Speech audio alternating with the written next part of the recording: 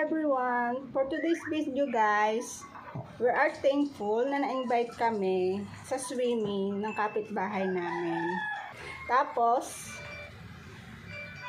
pero hindi kami sa beach or out of town magsiswimming. Sa swimming pool lang, dito lang sa katabing barangay namin. Parang mga 15 minutes ang biyahe. Tapos, yun lang. We're going na guys at Makulimlim. Tingnan mo dala ko, pansit. And, nahuhulog na yung damit ko. Nahuhulog na yung bag ko. Huwag ka na humarang, nak. Nagilakad na, okay na yan. At makulimlim ngayon guys. Walang araw. And here we are na guys. At yan yung mga kapitbahay ko guys. Yung nakabagyan na sa mama ko yan. I think lilipat kami. Doon sa mga kapitbahay namin guys, nakamotor at naghahanap ng iba pang pwedeng paliguan. Susisakay tayo ulit? Yeah, sasakay tayo ulit. Ayan. Kasi yung tubig guys, malabo. And pina-check muna nung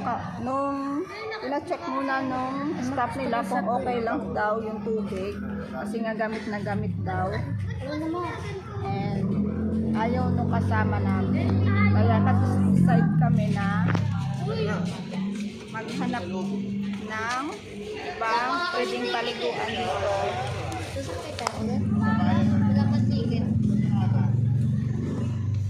Tanghali na guys.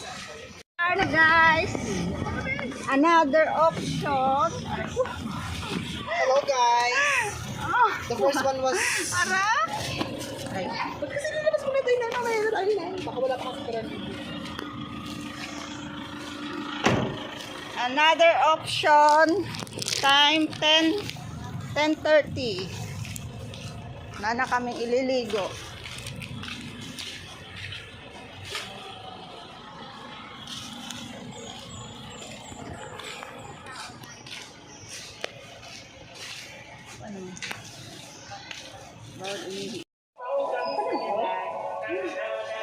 Voice over ko muna sa part na ito guys kasi sobrang lakas ng music ng katabi naming cottage at kakain muna kami bago kami mag-swimming.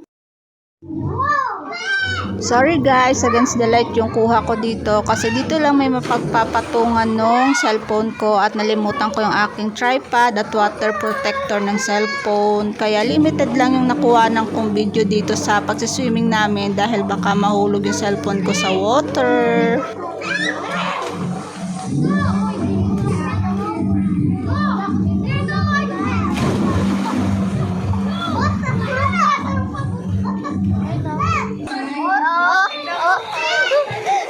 Guys, Andito na ako guys sa pambata kasi di rin naman ako marunong lumangoy. Ay!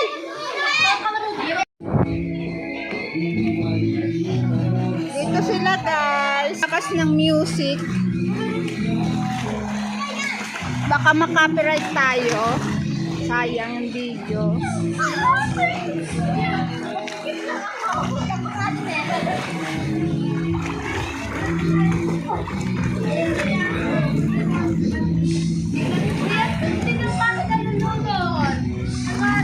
Okay naman dito guys, merong shade.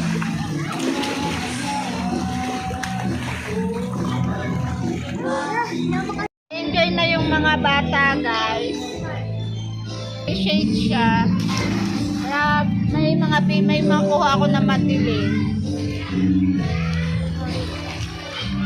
Unas kami pumunta dito guys at kakaunti lang yung tao, kakaunti lang yung mga bata, kaya halos minsan nasusolo nila yung swimming pool.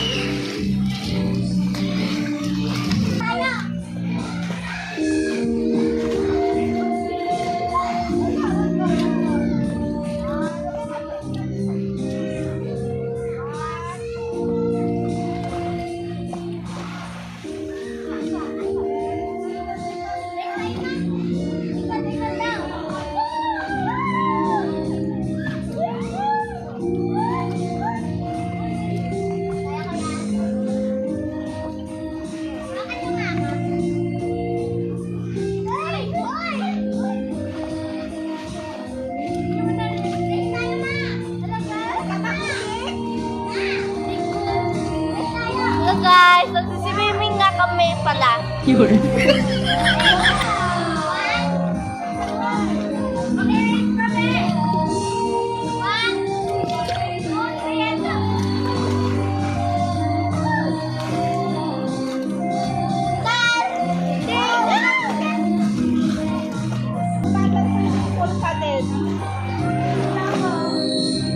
Tama-tama lang to sa akin kasi hindi ako marunong lumangoy. Hanggang dito ko lang siya, hanggang tiyan ko lang siya, guys.